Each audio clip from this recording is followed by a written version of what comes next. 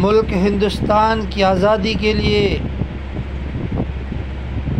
مسلمانوں کا کردار اور مسلمانوں کی قربانیاں کیا رہی ہے، اس دیش کی آزادی کے لیے مسلمانوں نے کس طریقے سے اپنا کارنامہ دکھایا۔ اس دیش کو آزاد کرانے کے لیے ہمارے اکابرین نے گھروں کو چھوڑا، بچوں کو یتیم کیا، بیویوں کو بیوہ کیا، جب جا کے یہ دیش آزاد ہوا ہے۔ اس دیش کی آزادی کے لیے یہی ایمان والے، یہی مسلمان آگے آئے اور جنگ آزادی کو لڑا ہے۔ 1799 کے اندر جب ٹیپو سلطان گئے تھے، تو جب ٹیپو سلطان کی لاش بچھ گئی تھی، جسم کے ٹکڑے ٹکڑے ہو گئے، تو جنرل ہارس انگریز نے ان کی لاش پر کھڑے ہو کر کہا تھا، آج سے یہ دیش میرا ہے، کیونکہ ہم نے شیر ہندوستان کو شہید کر دیا ہے۔ تو میرے بھائیوں، اس دیش میں انگریزوں سے لڑنے کی بات تھی تو سب سے پہلے یہی ایمان والے، یہی کلمہ پڑھنے والے، یہی مسلمان آگے آئے۔ اس بات کو کیوں بھول جاتے ہو؟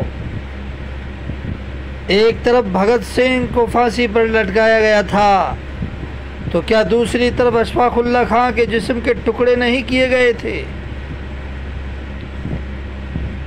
1804 کے اندر جہاد کا اعلان کرنے والے شاہ عبدالعزیز محدث دہلوی رحمۃ اللہ علیہ کون تھے؟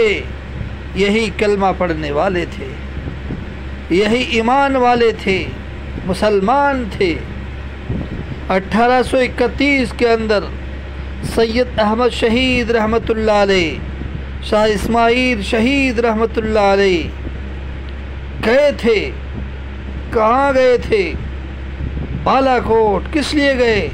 اسی جنگ آزادی کے لیے، انہی انگریزوں سے مقابلے کے لیے گئے۔ 1857 کے اندر جنگ آزادی کی باضابطہ شروعات ہوئی تو کون تھے میدان میں؟ مولانا قاسم نانوتوی رحمۃ اللہ علیہ، مولانا حسین احمد مدنی رحمۃ اللہ علیہ، مولانا رشید احمد گنگوئی رحمۃ اللہ علیہ، حافظ ضامن شہید رحمۃ اللہ علیہ۔